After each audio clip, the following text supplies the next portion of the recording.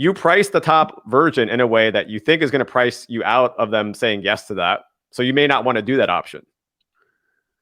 And when it comes down to the lower option, it's just a way for them, if they're not sure about you, instead of doing like a test project, they say, okay, I'm just going to go with your $3,000 a month one for the first 3 months.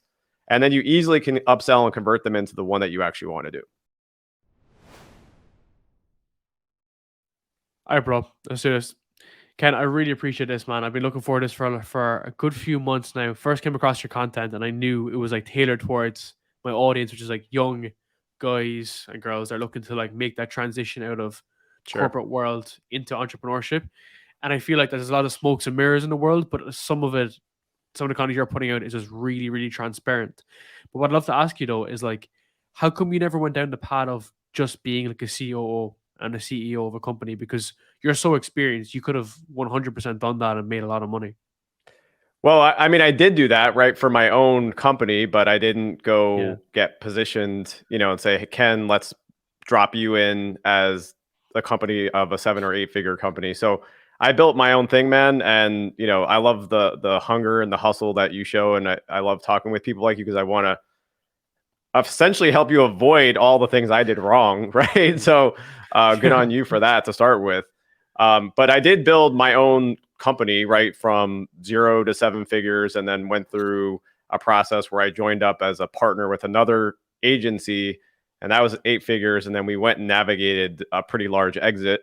I always tell people that I did fine, but I'm obviously not sitting on my Mr. Beast, private island. And sorry if that makes me not sound cool, but that's, people love Mr. Beast in my house, and I'm a little bit in a different spot in life. So all my kids love watching, the next crazy thing that he does. So I did do that, and I went through that path, but I still did it differently than everyone else. So I'm happy to go more into that. But the high level version of that is I didn't take outside funding. I didn't go just hire based on where people went to school. I had smart people, but it wasn't like, okay, let's go get Ivy League degrees. I didn't even set up recruiting on college campuses. And I just did it sort of the way this was going to date me a little bit more again too. Is like, we don't have ping pong tables, and beer kegs in our lounge. And we were a remote company. We're like a hybrid company before that was a thing, well before 2020. And I was mostly remote. So I'm happy to let you go into that a little bit further, but it just was a different model. Like, people kept telling me, Ken, you should move to Silicon Valley or go back to New York, or, Ken, do all these things. And I just kept saying, well, I think there's another way to do this. And it took almost till 2020 to kind of prove out that that was actually correct. And then everyone's like, oh, remote actually kind of does work, Ken. 100%, man. And how come you didn't get backing? Why was that? Because from my perspective, right, obviously I live in Singapore, I live in London. Sure. It's like the sexy thing to do is like be like, oh, I'm raising capital of like 600,000. Like I completely transparent. I was on an event recently. Some guy was trying to say that he needed like 500,000 euro to even think about his idea. Mm-hmm. And it was my girlfriend said to him, was like, what are you going to do with the money? And he was like, I don't know, like test it. It was like, test what? So there's like this kind of like random, like it's like a dopamine hit people get when they're saying, oh, I'm raising all this capital, and it's fucking fugazi. So how come you were thinking like the alternative?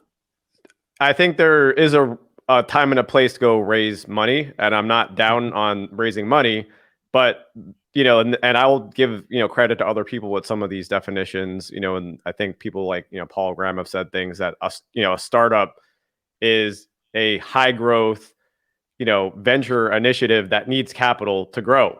But you pointed out a really important distinction there, which is you don't necessarily need capital to start something.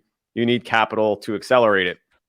Yeah. And people would often say things, and they still say it today, like, oh, great, you run a lifestyle business. And I'm like, no, I don't really run a lifestyle business. I run it's fine. I'll even own it like a small business. Even 7-figure businesses are small businesses relative to Apple, right? Relative to some of these other, and frankly, even the startups that have taken outside capital. But when you run a certain kind of business, you don't necessarily need the capital if you're not looking to grow by 1,000% every year or grow at a certain level. So for me, I had my sales down, I had my marketing down.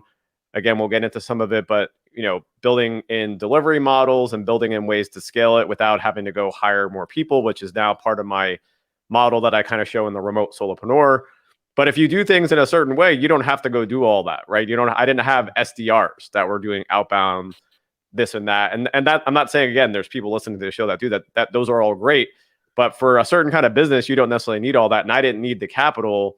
I didn't even take out lines of credit, frankly. Like, we were able to fund our growth just through the business and through brick by brick, getting another dollar in and being smart with where that next dollar went.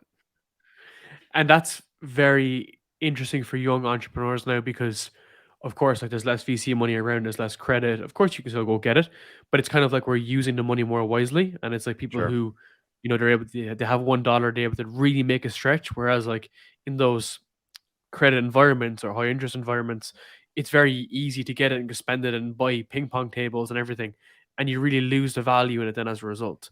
So people can go broke easier. Yeah, I mean, here's the thing too, and I think this is especially important regardless of what generation you're in. But for people starting out, even if starting out as young entrepreneurs, not necessarily young age, but young entrepreneurs, there could be people who are older that are like, I'm going to go try this. Today, we live in an amazing time, right? I've lived through 4 or 5 different technology waves and changes in the way that things are done, going back to just the web itself, which I know sounds crazy for where you are, but like, the internet didn't exist, right? Like, we had phones that you had to dial things on, right? I tell, people today, especially like, again, not to make me sound like the super old dad, but like talking to my kids, they're like, we didn't have YouTube. And they're like, what did you do with your life? Right. And so, True, when you think, when you think about what you're able to do today, whether it's low code or no code, which is kind of now becoming old relative to Chat GPT, relative to automations, relative to what I call the global connected economy with an expert community of peers, right? I can, instead of building out a business or hiring a PR agency for 50 grand a month, which would be some of the costs for the best ones, even 10 or 15 years ago, I can say, I have this guy, Darren, who knows how to get me onto podcasts. I'm going to hire his agency or hire his service or whatever it is. I'm also going to hire in this other person that's great at SEO. I'm going to keep my overhead low. I'm going to bring in experts, and I'm going to be able to focus on the thing that I want to do. And I can get to 6 or 7 figures, whether I'm building a SaaS, a micro SaaS, or whether I'm doing a service business. We don't have to have all that overhead sitting on our payroll. And it really allows you, going back to your point about like how much money that person's trying to raise. If you can't validate something with the tools available today, you probably don't have the right to go build a business. Yeah. You're doing it yourself. Again, not giving you too much patting on the back here, but like, you validated what you're doing without having to get a single dollar from someone else. But you put in the time and the energy and the effort, which a lot of people don't want to do. I put in 2.5 years of doing it myself to understand that it's valuable to other people and understand the pain ache of it, and I had to kind of streamline it. I think a lot of people can jump too early at ideas and think, oh, this is it, and then fuck either their own capital or someone else's capital, which is even really worse. You said earlier that you exited your agency. How did you do that? Yeah, the whole exit story is an interesting one, because I think people hear exit and they immediately say, oh, like, again, Ken sitting, throwing his feet up. I had to make a decision with what I was doing of, should I keep doing what I'm doing, or is there a potential to do something different and do something more? And I made a very personal decision around what was going to be best for me and for my family. And again, I'm not saying dollars didn't come into consideration, but I kept going through the grind of more people, more clients, more people, more clients, right? And rinse and repeat in the service business. And my decision ultimately was, I didn't want to keep on that hamster wheel, even though, again, I was doing it better than everyone else. Again, a lot of people can't get to where I was. So the process in my particular case is, I had a bunch of companies through the years that would, were talking to me, and I was friendly with even some of our clients that were interested in saying, like, let's just take your whole team. And so I essentially evaluated those different options and pursued a couple of paths in parallel for the ability to sort of have, me especially, and I'll just be transparent, like, they definitely wanted me amongst everything else, not saying our revenue stream and so forth, but like, getting Ken was a big part of the puzzle. And I went through that process and then decided to join in with another company that fit very similarly to where I was. They happened to actually be, even though we were both a remote agency, which no one did back in 2005, basically had a good DNA fit there. And I knew also, and they were transparent, that they wanted to do a M&A acquisition kind of exit within a year. And so I said, this is a kind of a 2-for-1 for me. I can get a win here, and then I can get another win. And then from that point, I kind of decided, after we went through that process, that I actually wanted to go do something else. And that's when I went and decided to do what I'm doing now. So it looks different for everyone. And when you are in a service-based business, by the way, you're not going to get a multiple exit like you would in a SaaS or a product, right? Just the multiples are not the same. But you still can build a business that you love. And I work with agency founders now and solopreneurs and consultants exclusively. I have some SaaS and startup CEOs mixed in there, but the bulk of them are that. And they always ask me this question of what you just said. And they say like, oh, would you own an agency again? How do I get through an exit? And I said, this is not necessarily the business that's for that. Yeah. But you can do really well. Yeah, you could do absolutely really well. And it's not going to be the thing that's going to get you, most likely $500 million or $1 billion company at some point.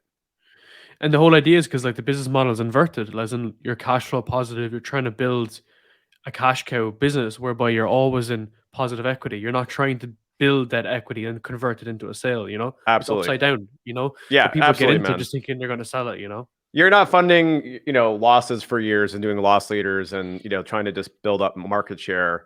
And so I think it's actually a very exciting time, especially as the economy actually has a little bit of a downturn. It's tough for SaaS and for products. It's actually really great for services and agencies and consultants 100%. because they're like all that overhead cost that's pushed down opens it up into the contract and labor market.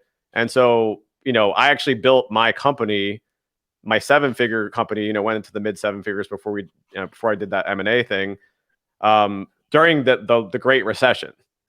And so now there's, literally got to that point during the Great Recession. So now I see a lot of people that are in my community or clients that I work with, they're doing the best that they've ever done. They're closing the biggest deals.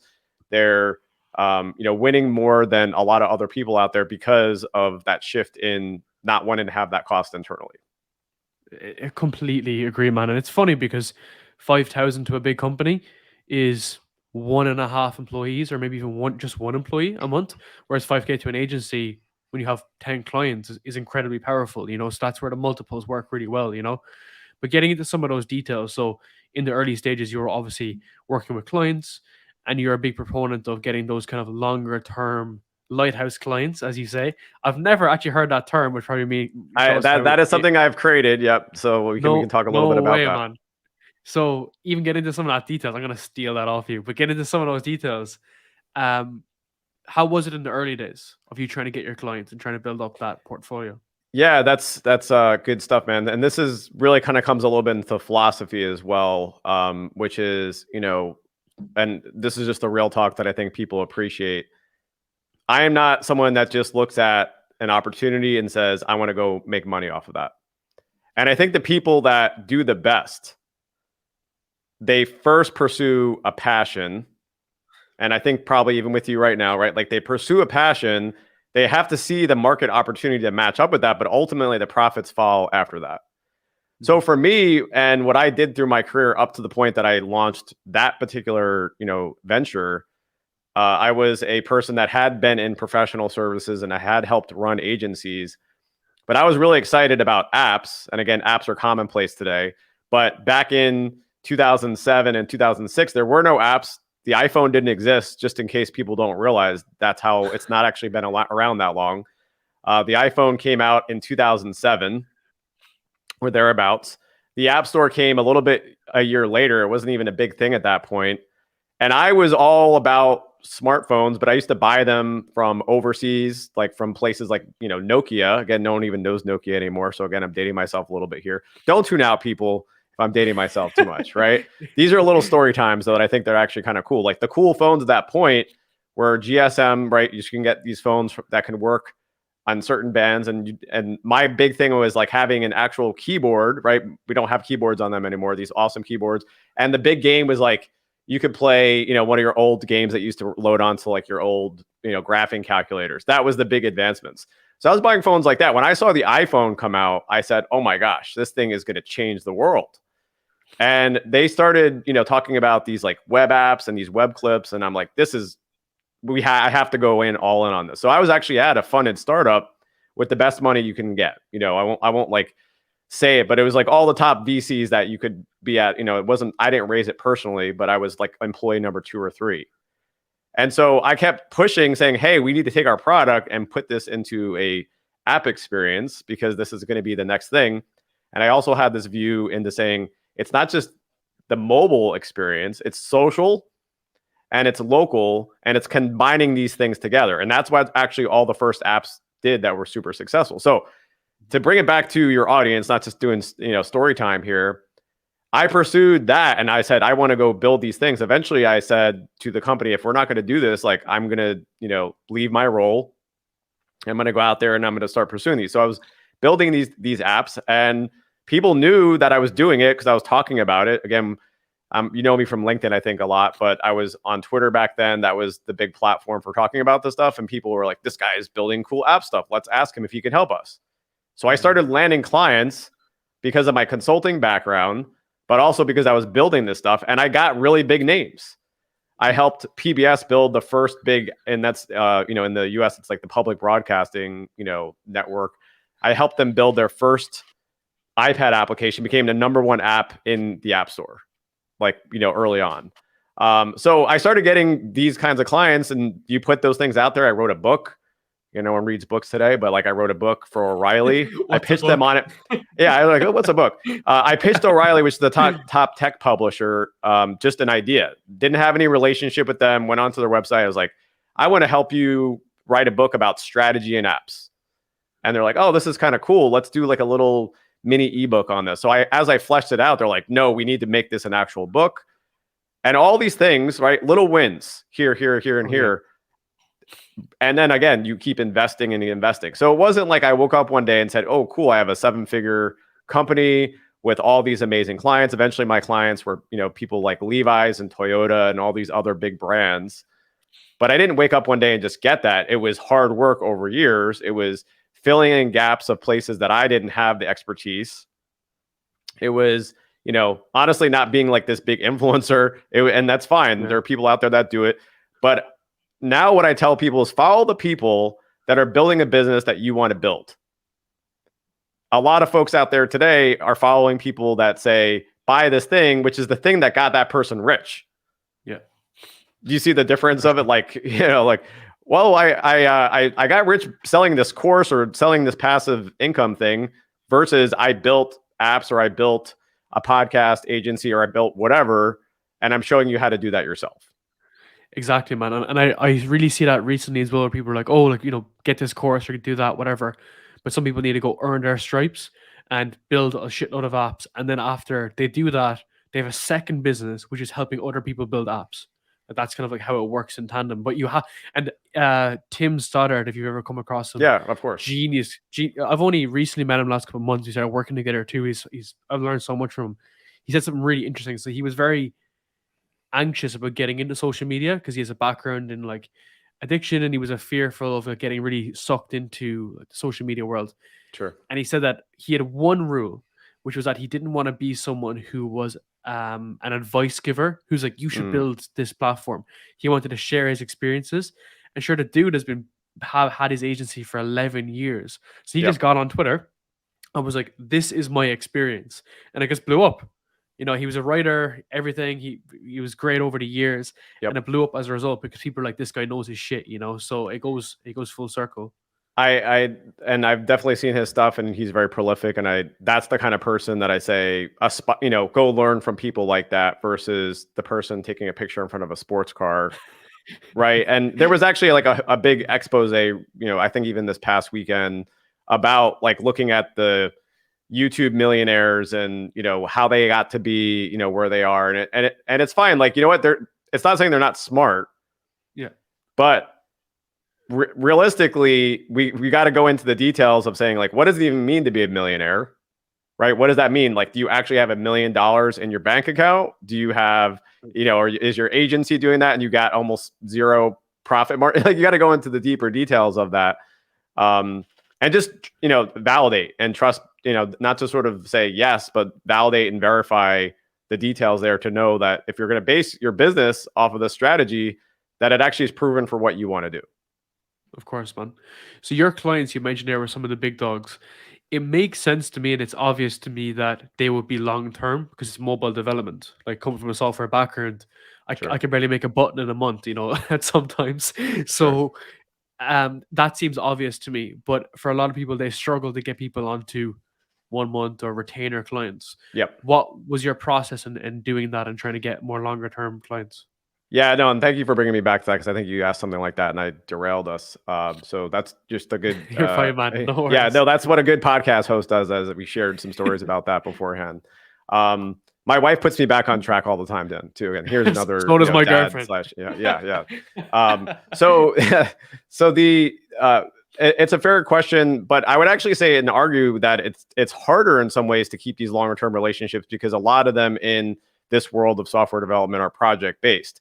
And so the big thing that I try to push on people today is that we really want to move away from just talking about projects, deliverables, right? And we definitely want to get out of the world of hourly and even monthly to some extent. So this kind of goes into, you're talking about lighthouse clients. I have a whole process that I step people through, and they could, again, you're like, talk about courses. Like I have a course now because I did all the other things, and now I do have a Yeah. course. But it's because so many people wanted this strategy. I couldn't help everyone, and I gave it to people in a much lower cost option. So it was like $97. But the point in all this is to talk through when we look at really who we're targeting to answer your question is like, how do we get these better long-term contracts? A lot of people just are happy to get someone when they start out. You know that yourself. You're hustling and you're like, again, my first client wasn't PBS. It was just like eventually you could get clients like that. So what we want to do is structure our engagements in a way that makes it a no-brainer for someone to say yes. That's a key part of it. And then if you can get to a point where you can add in performance or guarantees, it makes it even easier for someone to say yes for something long-term versus like, okay, I'm going to do a test engagement with you. The whole process that you go through starts before someone even contacts you, right? In B2B, especially, like 70% of that buying process happens before someone even contacts you. So when you have things like, it's just the data that's out there, from places like G2 that have done a lot of analysis on this, like that, how much people actually will consume because all this information's out there, right? So back in the day, again, before we had the internet, like there isn't this asymmetry of information where one person has a lot more information than the other. Now it's all out there. So I can tell you with reasonable confidence, like these other 12 agencies charge this amount. Okay. Right. Because they might even publish their rates. So from a long-term contract standpoint, if we can walk them through the process and show them and even give them eventually incentives to go with us long-term, I'm fine, by the way, with like a 3-month engagement to start. But the problem that a lot of people make thereafter is that they sign this 3-month engagement, and this is even good for you. They don't get access to the person that actually has the budget control and authority. And then you don't see the ROI, and then they just lose that contract after the first 3 months. So what you want to be able to do through this process to make it really long-term, not just 3 months, but make it 6 months or a year, is ensure that and I know this is getting very tactical, but you want to make sure you have this opportunity to speak to that person that has the budget control, even if you don't get regular access to them, right? Get access to them at least once a month or once a quarter so that they can see the ROI of what you're doing. And then you can say, oh, by the way, if you go with me for 6 or 12 months, I'm going to give you a 10% discount to incentivize an even longer term relationship. But the big thing we want to get out of is like, okay, here's this project, here's this deliverable, it's an hourly rate. And that's kind of what I call the scalable service offer. And that's when you become a commodity if you're just offering like output alone. And I always try to understand that in my head. And people like Dakota Robertson really kind of drilled it into me where for him, like it's all outcome. And as like so his profession as a writer, as a ghostwriter, and he would grow people's accounts to crazy. So his guarantee was like, I'll get you like 1,000 or 10K followers in like 6 months or whatever. Exactly. But for some things, it can be a little bit more obscure though. So for instance, mobile development. Sure. Mobile development would be like, at the end of 6 months, we delivered a project. But of course, you could do, say, at the end of 6 months, you could have 10,000 daily active users. But can you guarantee that though, because of the development? Yeah, and this is where I did add in some differences, right, from others. And part of what I did from a value add standpoint was to actually look at it more holistically. So, having things like the app preview, the screenshots, doing some of the customer acquisition play. I actually had a head of growth, as one of one of my leadership people on my team. And a lot of times I would actually just throw those things in for free. It was really just baked into the cost, right, of like what we would charge people. But we did something pretty innovative. If there are software developer agencies and things like that, that it might even be listening. I had a completely different model where someone would typically say it's going to cost you $100,000, the dollars to build this project, and they say, okay, it's 25% upfront, 50%. I actually built it and I kind of spun it as more of an agile billing method. So we have a team, right? We have a dedicated team. It's going to be either $32,000 a month for this level team, or it's going to be $64,000 for this level team, or it's going to be $125,000 a month if you want the full growth mode added onto this as well. And now what we can do from a guarantee standpoint is ensure, because we actually had this really rigorous, I call it the savvy scoping method now. But we had this method the guarantee was that we can get things done within a certain period of time with reasonable confidence, which other people couldn't do because of sort of the behind the scenes scoping method that we did, which gave us accuracy within 80 to 90%, which if in software is almost impossible to do. But, after years of having data, we were able to get it down to that level of kind of, scientific accuracy. That's amazing, man. Trust me, I'm thinking back to so many examples in my own head just about like scope creep coming in, like things getting dragged along the floor, Question Yep. I have off there is, so you were positioning 3 different options to a client at a time. Do you ever think that leads to more like decision paralysis and more confusion at times? No, so that's actually part of the scalable service offer. So what I will tell you right now is having a single price point is not an offer. If you go into a client and you say, my price is $5,000 a month to engage me, and they say, I don't like that. Okay, the conversation's over. Versus price anchoring it and saying that you actually want to get your option to be 5,000, but you showed them one for 7,500 and you showed them one for 3,000, 4,000. Now you now you can come into this conversation and the conversation becomes, what option am I going forward with you, versus looking at 4 other prices and saying like, okay, well, there's 3 prices here. We're just looking at them. They start having a conversation on which option of yours is better versus just talking about you as a price. Now, it's not just a pricing psychology, but there's an element of that there. It's also different things that you put into those, right? So in the top option, you might be doing, for you, just as an example, it could be like, we're doing all the cut-ups of the social snippets. Maybe you already do that in your 5,000, but you could add in things to make it more exciting. But here's the big secret. You price the top version in a way that you think is going to price you out of them saying yes to that. So you may not want to do that option. And when it comes down to the lower option, it's just a way for them, if they're not sure about you, instead of doing like a test project, they say, okay, I'm just going to go with your $3,000 a month one for the first 3 months. And then you easily can upsell and convert them into the one that you actually want to do. And do you think psychologically they think that they're winning, that they get a win as a result because they're like, oh, I'm not paying 7,000 or 5,000. We've settled. Yeah, and there's an element of that for sure. So for me right now, again, not only do I help founders, I have a community in these different places, and I work with people one-on-one, and I work with people one-on-one as a fractional executive, either as like a fractional CRO or a fractional COO for certain revenue levels. So my top option, like what people traditionally think is like a fractional, like Ken comes in and does all the stuff for us. I price that kind of version very high because I don't want to come in and do all that work. But guess what? Yeah. I actually can provide them a lot of value because I've been doing this for a long time. And I just know the role that they need to have in-house to accelerate the efforts of me just saying, do these 5 things.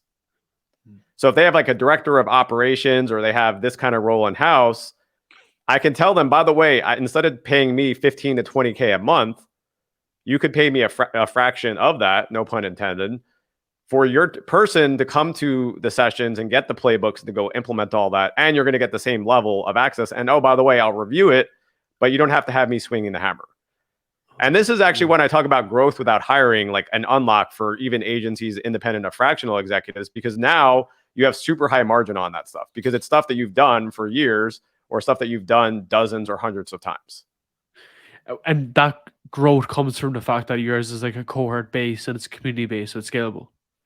It's not even cohort or community based. I'm talking about even like one-on-one engagement. So for you, you know, if you can get away from just saying like, again, I don't know all the details, but just, you know, at a high level, let's say you were saying you can get people booked on other podcasts, or you're producing the full service thing, right? And for your case, it might just be like, guess what, Ken, you're actually a really smart guy.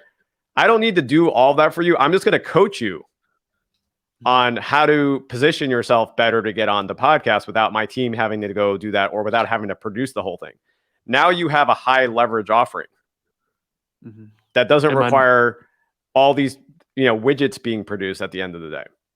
Of course, because the biggest thing with even, you know, any sort of client work is the fact that it's always more input you think is needed. And that's why I wanted to kind of discuss about even the process too, because before you came to that realization, did you find yourself very process heavy and you were always hiring more people? Yeah, I mean, and this is the thing that I talk about. I call it the hungry dragon, right? And you talked about lighthouse clients before, and like I do use languaging in my business. So even this idea of the remote solopreneur, people will talk about solopreneurs. We can talk about that if we want at some point. But I kind of combine this, you know, idea because I was known as this remote guy for a long time, right? I got a lot of followers of like, Ken just understands how to run remote because he's been doing it since 2005. So, and in terms of things like this, and you're going to have to help me for a second to get back to your actual question because I feel like I'm derailing again. Man, Yeah, I love this. Don't worry. Yeah. So just make sure you keep me on point here. Go ahead. Yeah. So in terms of, I think I was getting into the growth without hiring. Yeah. Just reset me completely. I just want to make sure I just feel like I'm going too much down rabbit holes, man. So my question more so is, like, you obviously have now kind of figured it out in terms of like growing, bringing on more or not bringing on more employees. But Sure. if you were to do it again, like a lot of agencies only can grow by hiring more, building out more tech, more expensive software, and just adding a lot more shit, you know, and I guess it infinitely grows. Yeah, thank you. Because I was getting distracted by the languaging piece. And then really the key part here is the hungry dragon, which is the languaging as well. I used to talk to my team about this and say, look, like we got this next big flagship client here and they want 10 more bodies or they want whatever. And we keep feeding this little dragon that was like this little cute thing on our shoulder to start that we're like, oh, look at our little dragon. And now it's like breathing over the kingdom and like saying, I want more, I want more, I want more. Even clients, I call them anchor clients that might be driving a lot of your revenue. You're like, oh, sweet, I got this client and they're paying me boatloads of cash. But I had to break that eventually. And I now have to break a lot of other people of that, of saying like, look, if you have a client that's pushing 30, 40%, 50% of your revenue, we got to stop that ASAP. If you continue just to add on more people in order for you to make more, we got to stop that. And that's where that actually came into in terms of the offer portfolio, where we look at 3 different options for lighthouse clients, which are these like best premium clients that we want to replicate. So they're all tied together because otherwise, absolutely, it's like, oh, and again, prior to 2020, people also might look at it as like, oh, I need to get a better office, or oh, I need to open an office in London. Oh, I need to open an office in San Francisco. Oh, I need to, you know, get this. I need to start recruiting out of Columbia or out of Harvard or wherever it is. And it's easy just to look at all those fancy things, build more websites, build more case studies. And it's just this cycle that is hard to break. So I try to tell people to get away from this more of mentality, powering the hungry dragon. And unless you have a leverage to offer inside of your agency, it's almost impossible to do that. And let's talk like real numbers of that, because I think it's good to actualize it. So let's say, for instance, like your engineering agency, if you had 1 client or 2 clients and they're at 100K each, so you're at 200,000 revenue and you have 10 employees, so you're coming out with 50K profit. Let's say 150,000 expenses. For you to take on another client, do you always have to be hiring more people, or were you able to reuse the capital you have already, like the human capital Yeah. you So have? there's a few ways to solve the problem, right? And systems Yeah, are part of it, and SOPs and all that. So part of it is getting more efficient at whatever yeah, you're doing. But the part that I think is more exciting, and the part that I've been trying to articulate, and I appreciate you pushing me further on it, is also thinking about places where you could just make more without having to go hire that next person or get higher margins. So strategy honestly is the place that is where even outside of agencies, consultants want to get to.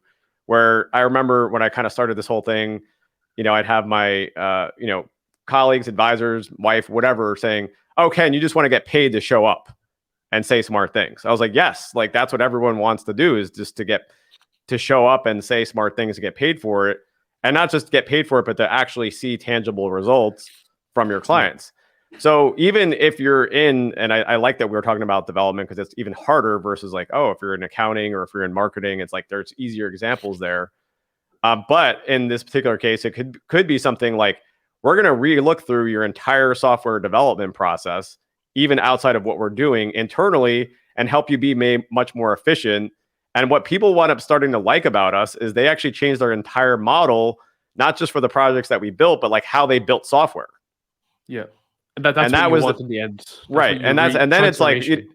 right. It's actually the way that we do the work, not the actual output, that people started valuing. And that's when I said, oh, I could even see this being a different business in the future. I didn't do it then, right? But I could even Yeah. see like, and that's kind of what I'm doing today to some extent. And oh man, I resonate with that so much because I literally said the other day, I was like, podcasts can be agencies can be very interpreted as production houses, but it's the opposite. Like, because our kind of like, I guess like USP is more like growth. But I had a discussion with someone the other day thinking like, what I would love to do in the future is more creative. So like maybe I hire like a creative director or whatever, and we Hmm. would sit with someone and like talk production, like talk camera lenses, talk engagement, talk this stuff, and have that creative aspect. And even when Sure. I'm speaking with clients, what I always say is that like I'm not a vendor, I'm more like a partner. Like we are like in partnership with this. We discuss things, Yep. and that's actually what we do, which is really nice. But I feel like that. How would you do that? How would you position that for potential clients? Because otherwise, people view you very transactionally. We want the output. We want the output. Right. Yeah. And I mean, that all starts with all the way upstream, right? And how you're positioned and how you communicate your value to the market. So when even at a level of like what you tweet or what you post on LinkedIn or what videos you produce or how you actually talk about things on this podcast, for example, right? That it starts all the way back there. And when you talk about these things in a certain way, and I go through this process through the scalable service offers framework, people have come to me and said, Ken, you're speaking to me at like this crazy detailed level. Like I feel like you're standing behind me while I'm doing my work for the day. When you start to attract people because of what you're creating and what you're putting out into the marketplace at that level, they start to see you not as the vendor. By the way, I love that you said that, by the way, because I used to tell people like, don't call me a vendor. I'm going to call you by your name. I'm not a vendor. You're not a client. We're actually trying to break down the walls of this, and we can talk about the need to work out in the open.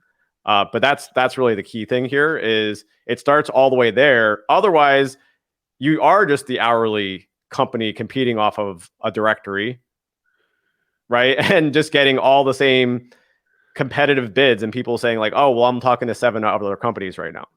Yeah, When people 100%. come to you and you've actually done what you want to do, like they're saying you are the only person, or you're one of the 2 people that I think can actually solve this problem, or solve it in the way that I think you solve it. Because I've seen you talk about, right? This is what happens. Like you show your work externally. I've seen you talk about how you solve these problems. I want to do it that way.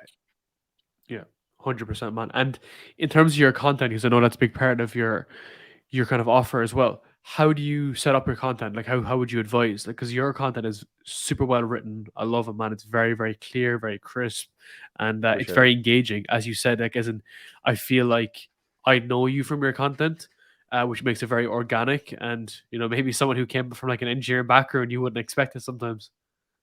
Yeah, and so just try to tie this into independent of whether you're a consultant or an agency or whatever you're doing. I think the most important part is to know and own your channel. So I'm going to get into answering your question, but I just want to make sure that people don't think that they have to sit there and write on LinkedIn. Like if you're great on podcasts, if you're great on video, if you're great on email, whatever it is your channel, own that channel and do it really well and dominate that channel. And the difference between my philosophy versus others is people say like, oh, be on a channel until you get to this point and then you can go do other channels. I actually say do really well and dominate one channel, but make sure you have two warming up. And one of those channels should be one that you own. So even in terms of podcasts, like if you actually have your own podcast, you're building up your own channel and your own distribution. If you're just guesting on others, you're not. So email lists, blogs, those kinds of things. So in terms of my particular process, I did, as I told you, I had way too many channels, frankly, even last year.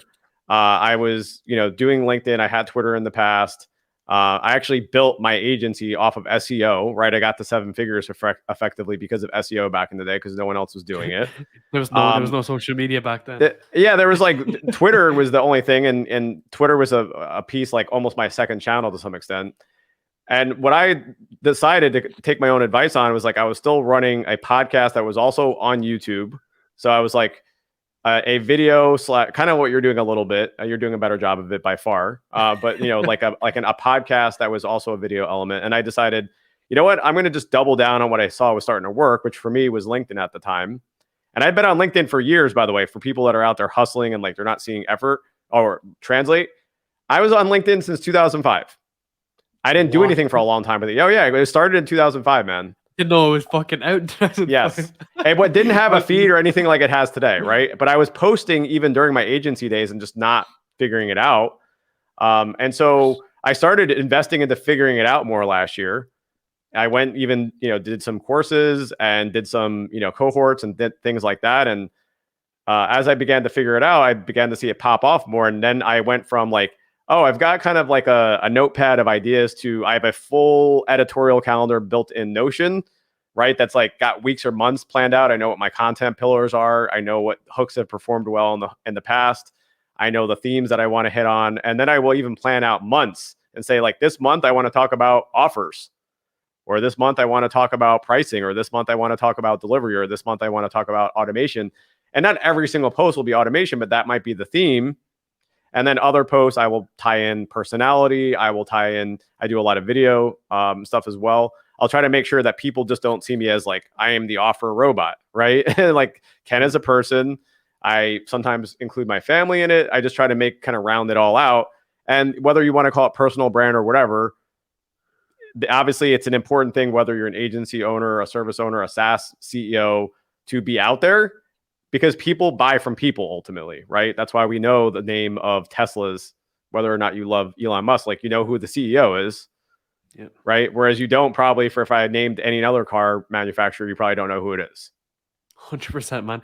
And that is crazy, man. Let's get into some of that details. So about how you build out that framework, because like I'm very interested in this, speaking with people like with Charles Miller, Dakota and stuff like this. We go into a lot of detail on it sometimes.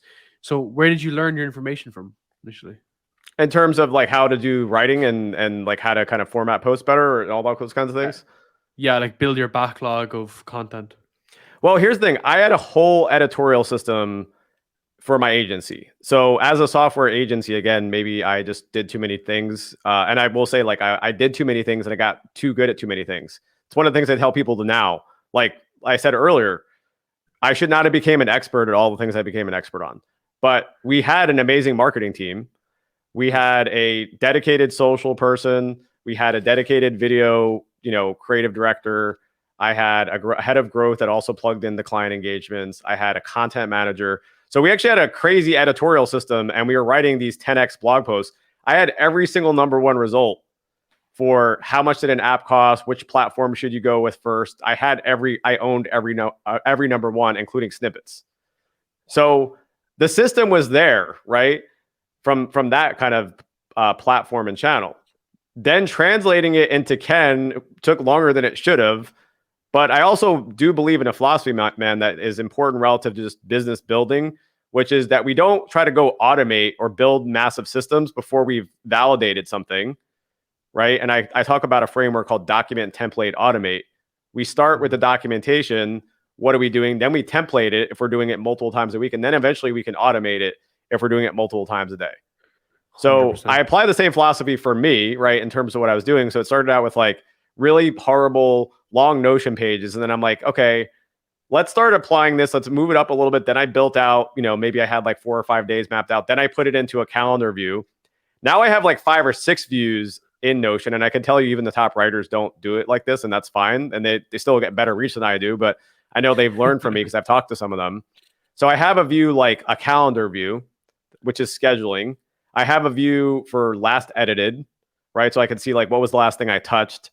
I have views for even, people will say like swipe files, like, oh, I liked what Charles wrote. Okay, he's in my. I've told him before, like on LinkedIn. I don't know him personally, but like, hey, you're in my swipe file, right? And like, that was a cool post. I could actually write this about how to scale your services in a scalable delivery way, but not related to his thing. And all of us are inspired by others. I mean, you do it, we all do it, right? Real artists ship, but also real artists are inspired by other artists, right? And that was a Steve Jobs quote, the first one. But we do this in the content, business, whatever different worlds and mediums that we're in. And man, that's why Toplio, Hype Fury, Tweetmax, all those platforms have been built. That's why the second startup will always beat the first startup initially, because they look at it and the breaks from it. You mentioned something great there about how like it started like a shit show and you made it better. And Lex Friedman always talks about how should you work smarter or should you work harder? And his philosophy, which I believe as well, is that you can only work smarter when you first work really hard. And that's kind of what I've been trying to like emulate was, someone who actually writes every day on LinkedIn, who's actually dyslexic. I used to just write all the time and I just got better and better and better at it. I've actually never taken courses and shit. I really should, just kind of under type time schedule.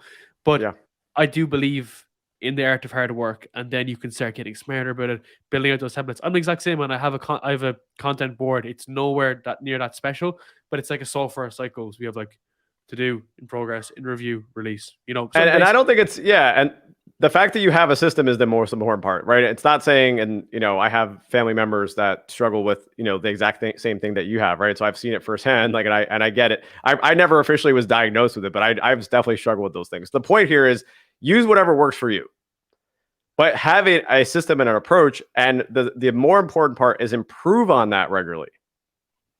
So it's not like, and here's what I feel a lot of people do is they get to a certain spot and they feel like this is amazing.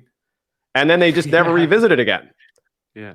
But something that I actually just shared this week was the 7-figure founders. The reason why they're always getting better is because they're actually making that a point within their weekly routine. So for me, I actually have like a log of weekly lessons learned. What did I try this week?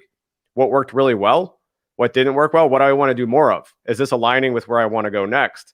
Do I answer all those every week? No, but I might write down, tried this and got this result.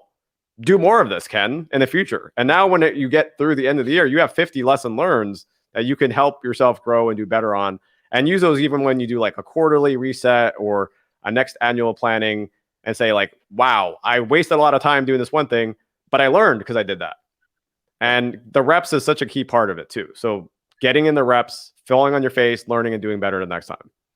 And when it's top of mind as well is important. I think like annual reviews are great. I do like a birthday review and shit, but it's not as fresh as when the wound is like open, and you're like, okay, I'm really hurting from this loss. Let's document it and let's look back in 6 months' time. I think that's like comes very valuable. You mentioned something cool there about like, your mindset at like 7 figures or other people. How do you think your mindset's changed from 6 figures to 7 figures? Yeah, so I think there's a lot of things that you begin to see happen when you go from like 4 figures a month, 5 figures a month, 6 figures a month. And I think it's actually nice to think about it at that level versus just saying 7 figures, because that's like this big number. But a lot of people, I'm assuming, in your audience are probably even at the 4 figures. And the big thing here is not that you have to go from 4 figures a month to 6 figures a month tomorrow. And by the way, it's just okay. So if you're, especially if you're a solopreneur or someone like this, you might not even, or based on where you are in the world, you don't have to aspire to be 7 figures, right? But the mentality that would help you go across those levels is the more important part. And so when you're in that first level, a lot of people, frankly, are just hustling and muscling. Those are the 2 words that I use when you're in that level, right? Like you're just You're just using your time and your energy, and it depends on a little bit on where you are in life too. Because if you are someone who's got a full-time job, a mortgage, kids in school, and all these different things, it might not be as easy to do the 5 to 9, or for you, whatever, the 5 to 3 in the morning, right afterwards. So moving across this, we see the change in positioning, being more purposeful about who we say yes to in terms of clients and who we take on, more structured offers, and then finding ways to make that delivery more scalable. And we talked about that earlier, so we don't have to go into it again. But even from an efficiency standpoint, it's like, okay, guess what? When someone come to us, and now my clients today, and say, we want to start a project with you, you click a button and the project's ready to be started. Yeah. And it's not just a general project, it's based on the offer. So if someone wants to go with me for one of my offers, I have a whole system built, say, for this offer, you're getting this Trello board, right? And it's got all the things in there that we're going to do. We're going to step through all these different components. So someone wants to go with me for fractional, it's a different one. So building all these things in there is the change. And again, it's like, you don't wake up tomorrow and do that. The first 10 times you do a project, don't try to systematize it. Do it 10 times, maybe do it 20 times, maybe do it 30 times. But then at some point, you need to stop doing that, even though it's more convenient just to go through it and start saying, what are the common elements across the different offers and across what I do with my clients? And now how do I take this and make it easier to click a button or to do whatever it is to start these projects and make them more efficient going forward? And that's exactly it. Again, you have to work hard to be able to define what it is you're going to be able to automate or whatever. But people you can't automate something you don't even know. You can, of course, hypothesize and say, oh yeah, a client will come in, we'll create all the tasks on Trello and it'll be great. But that's not how it works. It's just not how it works when you're integrating like branding or whatever it may be. Now, some people at that point would document the process, create SOPs, and then hire people. How are you automating that process? What do you use? Yeah, and this is like my big thing today. I feel like there's a lot of folks out there, and I never call anyone out by name, but if you go out there, you can see this. Like, there's a badge of honor to say, like, oh, well, I use VAs, right? Like that's, or oh, I'm going to hire my first or second person. And there's a place for that, by the way. So I'm not saying that there isn't, but I think the big thing with this is that I got pretty far into 7 figures without having to have an admin assistant. And people will say, oh, well, like you had a team. My team did their job. They didn't, I didn't have an assistant scheduling my calls for me. Because guess what? I had 100 snippets that I can just do with keyboard expansion. If someone said I needed this app, boom, keyboard snippet, boom, it's out. Or just an automation based on keywords that were sent out. So the point here is that if you actually do the process that we talked about, the document, template, automate, there's a lot of things that the systems will handle for you. And here's the big unlock in the mindset. The more of that stuff you have, the more creative you can be. Some people say like, oh, this takes out the creativity. No, you're just focusing your creative juices on the different special part of whatever it is for that client. Mm-hmm. So if we do all those things, you can look at a key metric in your company. And again, if you're a solopreneur or a consultant, you still can look at this and say like the top agencies can make 200 to 300,000 per employee for revenue standpoint. So if you're looking at a team, like I had some people like, oh, we have 30 people now. And like, I looked at their number and they're like, you're making less than 100,000 per employee. Yeah. Like this is not, your margins are horrible. So it just don't rush off to say like, I'm too busy. No, most likely you just haven't sat through your company and looked at the places to find these efficiencies. You haven't built positioning that's attracting someone that's going to pay you more money. You haven't built offers that allow you to get high leverage. You haven't put in any of these delivery systems. You don't have a time where you're actually not getting paid more only when you do more. So again, as a typical, let's say a ghostwriter, like I get paid more money when I do more words or I do more posts versus I get paid because like you said before with some of the other people that have been on the show, like I get paid because I got you 5,000 followers. There's a huge difference between those things. So again, you look at some of those metrics, you build in some of those pieces, and then at some point you might still decide, I have to hire, and I'm fine with that. Just make sure you have all the right metrics in place before you go do those hires. Of course, man. I think what's funny is the fact that hiring is not the end of the world as long as you're hiring for the right role. As you mentioned, if you need a head of growth or like in a podcast sense, you might need a production guy or a design guy, a graphic designer. Like Yep. If you don't know graphic design, you can't design something, and you wouldn't want to sell it to a big client, let's say, for instance, so it all depends on that process. How do you use your client successes to attract new business? A better way to put it is, how do you actually drive business? Yeah, if you don't mind, and you'll have to remind me of the question again because I'm going to go in the rabbit hole. I just want to make one other point about your last question, because this is the other challenge that I want to bring to the market on how to grow without hiring. And it goes back to something I said earlier, but it's worth talking about this like global expert community of peers. In the past, people just thought that meant outsourcing, or it meant hiring, in another part of the world and just getting cheap labor. And it's not that anymore. Now, and you have this yourself, you're building it right now. If you needed to have someone that did, how do you build scalable growth? You might say, I'm going to go talk to Ken, right? As opposed to, I'm going to have to go try to hire an expert CRO that's going to really be, honestly, $500,000 to $1 million a year to get someone with my experience level. That's not happening. Even 200 to 300,000 is not happening. So this element of like fractional and having that global expert community of peers, that's why I've built my community. It has all these people in it that, guess what? I already know what fractional CFO you would need. If you said, Ken, I need a CFO for an agency. Okay, I know 4 people that will do that for you. So that's just another part that allows you to not have to necessarily go hire. Now, are they going to do the delivery behind the scenes? Not necessarily, but that's where the tooling and the automation also comes in. And so I just wanted to add those other 2 elements in, and I'll let you ask your question again. You're 100% correct, man, because I think we are just coming from an era whereby we wanted more people, and this is the fact of the big tech companies, man. This is why they're cutting 19,000 employees, because it was like pandemic. Let's get as many people in the house, let's build as much tech as possible. So it's driven from that culture. So I think everyone wants their own unicorn company who are building something, and that's what leads to this aspect. But my question, sorry, originally was, when you're trying to attract new clients, what is your process from doing that from inbound opportunity? Yeah. Or even after that as well, outbound.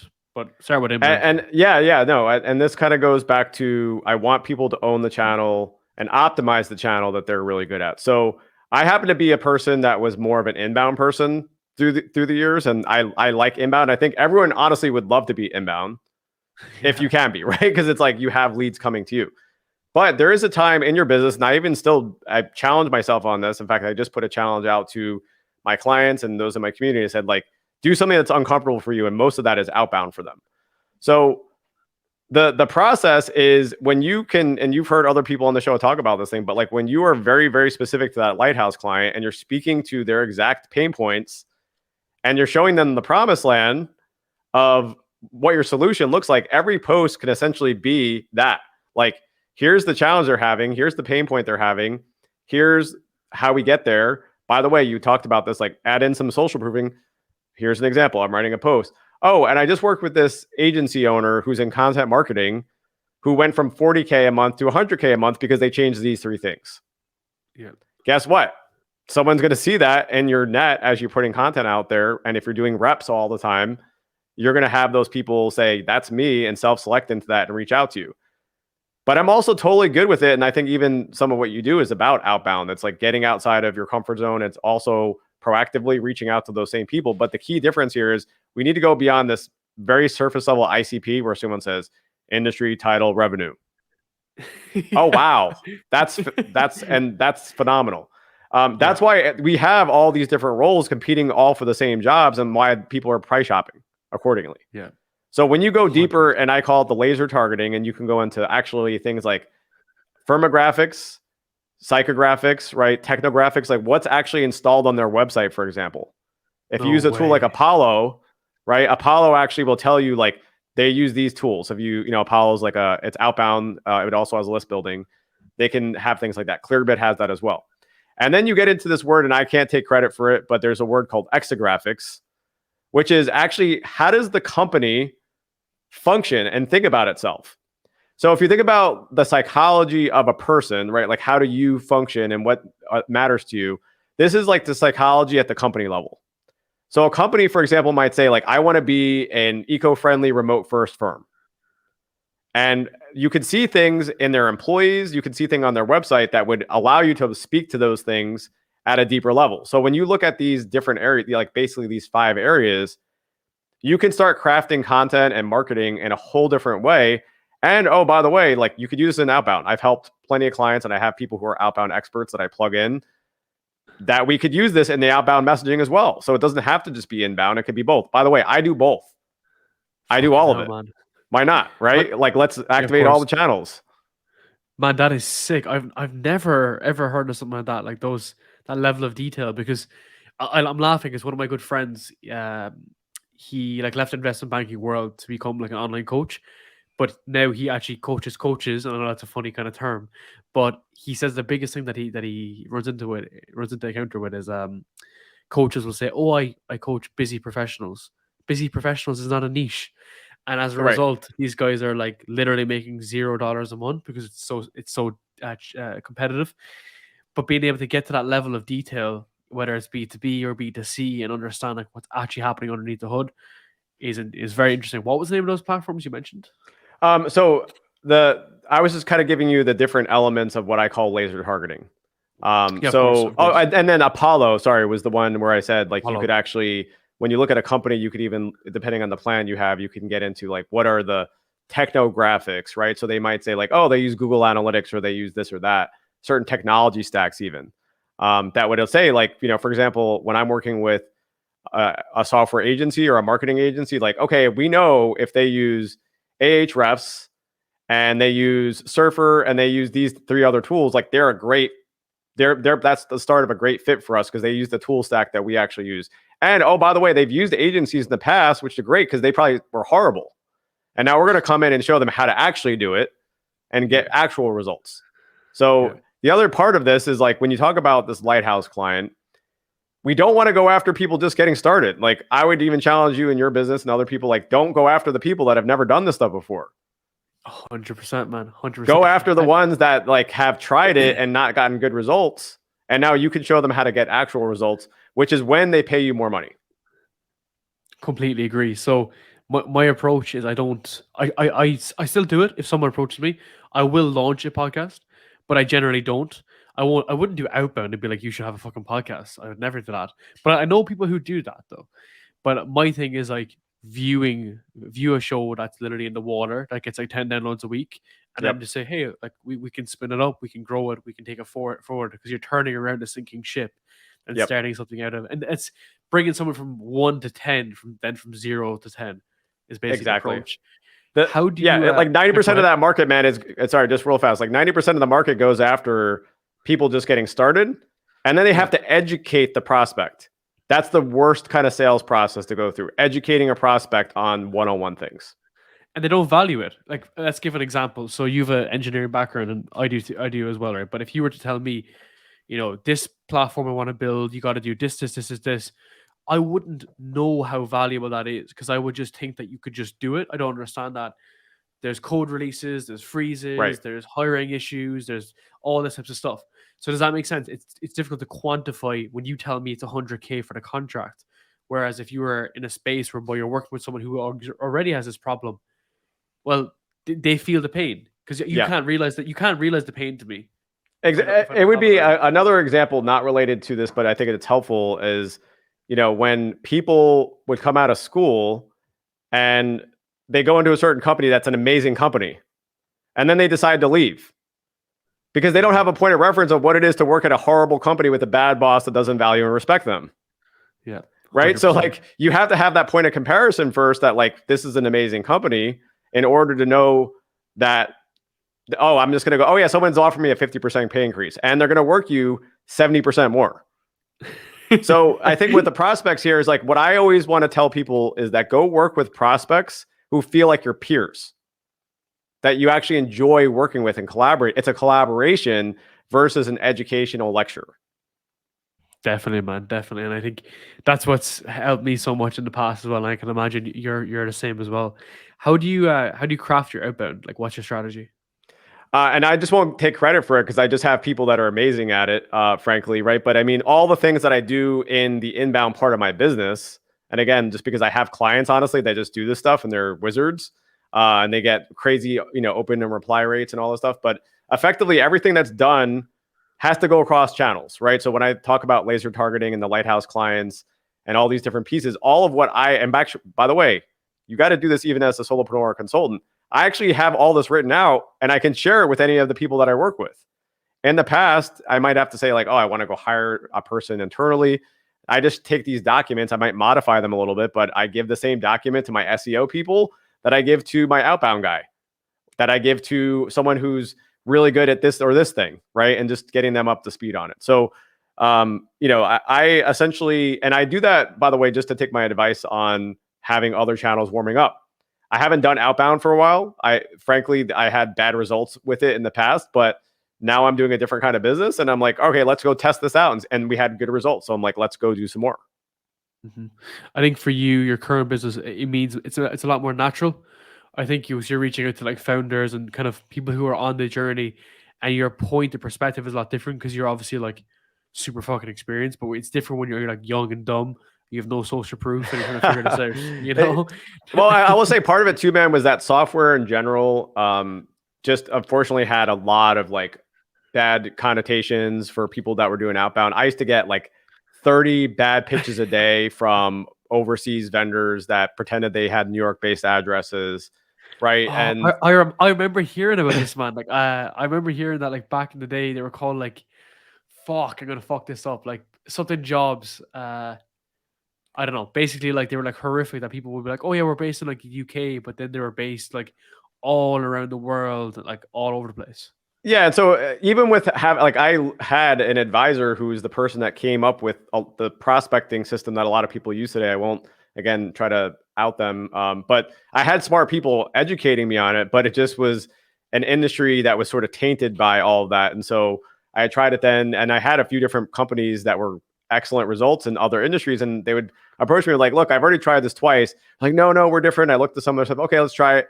And I'm like, but you're going to give me a money back guarantee if this takes 90 days and you get this, and this. And they're like, okay, yeah, we're willing to do that. 90 days later, here's your money back. Okay, it just might at that point really didn't work that well. And today there's a whole different approach that I would use if I was doing it. And some of my customers are doing that, or software development agencies, and we're having better results because we're tweaking the way that we think about it. But it was a different time then, right? So today is that's the thing, is like, don't give up on a channel if it hasn't performed for you. Of course, and it could be completely different. Your ideal channel could be completely different than mine. It could be same business, and this is the funny thing. Exactly. For me, it's always been LinkedIn. From other guys, it's been Twitter. Yep. And I don't know. I feel like I just haven't been able to be as effective on other platforms as I have on LinkedIn. On reflection, you've been through this long time now, and I can see you're very passionate about what you do, but you do a lot of different things. So, what would you say you're actually passionate about? So here's the secret. Again, I think I might have said secrets in the past, but here's another secret. I'm just going to give you 7 secrets today. So everything that I do actually ties together in a way that you may not understand at first glance. But the simple way to describe what I do is that I help founders that might call themselves consultant versus solopreneur versus freelancer across their journeys, and specifically kind of across their revenue journeys. So everything that I do, whether you are someone who's pre 6 figures and you just read my content for free and it's teaching you something, or whether you're a 7 or 8 figure agency, I'm actually helping just graduate people across those and or make it easier for them to do their work. So that's actually the sort of connective tissue across everything that I do, is that it's all about just graduating people across that and or getting them into a spot where they're happier. Like I have had 7-figure, 8-figure companies or founders that hate their life. They're hating founder life because they're doing people management. They're doing hours and hours of meetings. They're getting more and more of the same clients that just drain them. And I just basically give them that next set of eyes. So that's effectively what I do across that whole journey. And it's really not that different. The complexity of the problems might change a little bit, but it's the same problem ultimately. Of course, that's why it's a scalable offer. What do you enjoy about it? I tell people this all the time from the following sense, and I used to say it to my team. If I do my job right, someone's going to be more successful than I will be. And I'm fine with that. And I've already started to see it with some of the people that I work with. So, a lot of bosses and CEOs and people listening to this are probably like, I have that boss that they just try to keep you just below where they are. They'll give you a lot of things to help you, but they don't want you to ever get up to where they are or surpass them. I just unleash the full playbook, right? I'm not trying to hold back things. I'm not trying to take things and kind of like drip it along so someone has to work with me for the next 5 or 10 years. Here's everything that I've learned. I'm not going to overload you with it, right? But here's what I've learned. And I hope that you can take it, remix it, take your own version and flavor. And I hope that next time I talk to you, you're doing even better than I am. So when I see people successful, I know that I've done what I ultimately am, hired to do. Or, again, I say hired. Some people work with me in my community and they're not hiring me. I guess they are in some kind of way. But I'm doing the job ultimately that people want me to do for them. Yeah, and you don't view life as zero sum, man. That's the biggest thing there.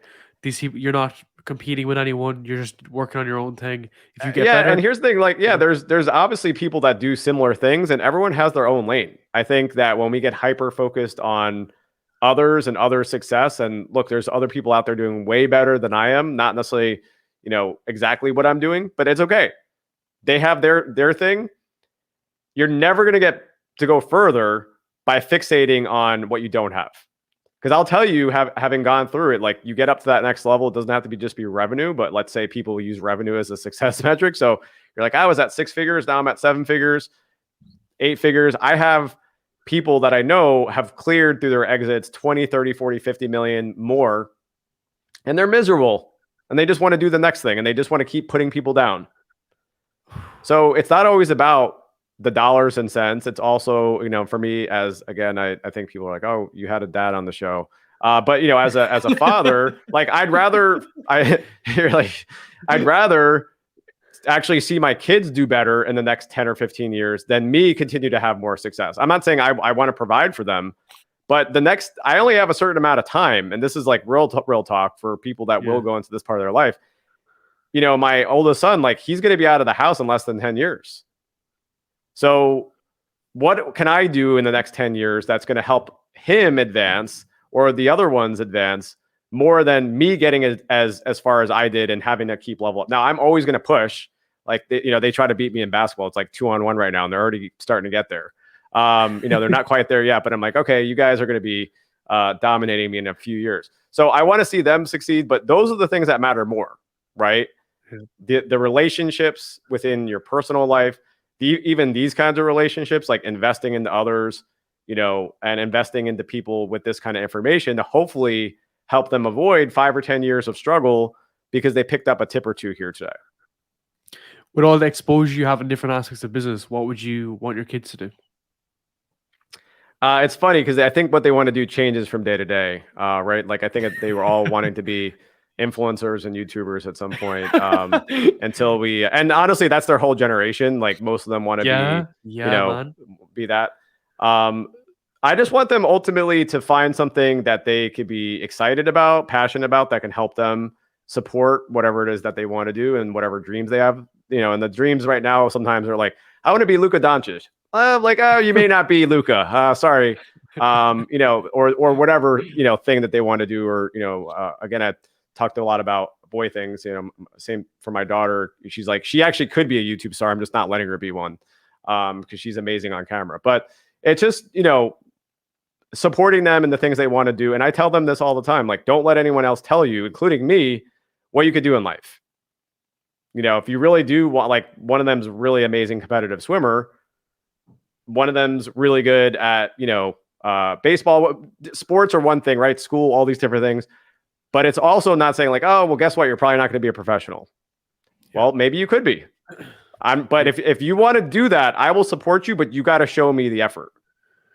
And that's what I love about that kind of kid mindset sometimes, because it's like limitless. It's like, why can I not be a professional swimmer? And it keeps on growing. And I think, I don't know this obviously, but from my own personal experience, it drops off when you've other influences. When you get to college and shit, like people get into the wrong things. They want to go partying. They don't want to go work on that different element. You don't need to keep on it forever, but it's good to see how like some people like yourself take it forward an entrepreneurship element. You think, well, I can of course do amazingly well, and I can keep pushing the envelope. And then you got to seven figures, and you said, okay, I want a better life at this level.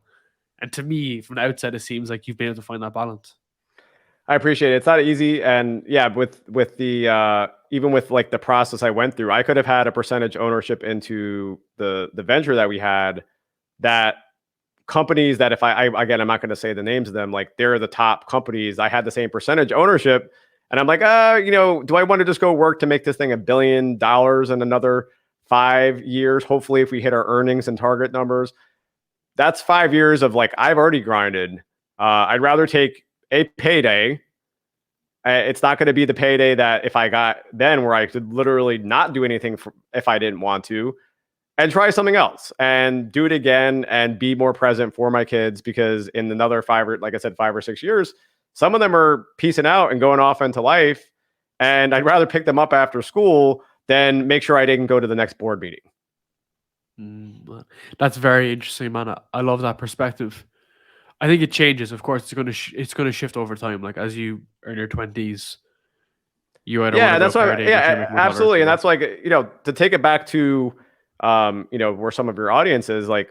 I definitely hustled and grinded and put in that Of time. course. So now, what I just want to tell you is like, because I had to have interventions just to show you, like, I was doing it then. Like, some of my friends were like, dude, you were just going too hard, like, chill, like, just take a breath.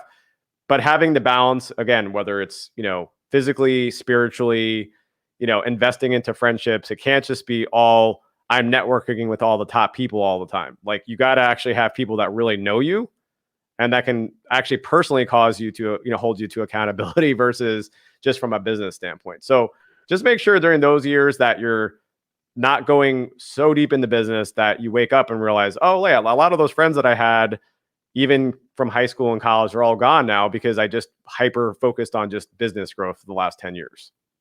Of course, man. There is that balance to be made, but I think over time you kind of develop it more, you know. So, man, I can't believe we've gone through an hour and a half already. I'd like to say a massive thank you, though. I would Yeah, love to do another session in the future. Like, of course, you got into a lot of good aspects, but there's so much more we can get into. And if I'm coming out towards the US, I definitely would love to do an in-person session absolutely, this man. year It or was next year, man. Yeah, it was super fun, and hopefully there wasn't too much meandering and too many dad jokes. But you definitely you bore it like a champ if there was, and you could just tell me afterwards off recording.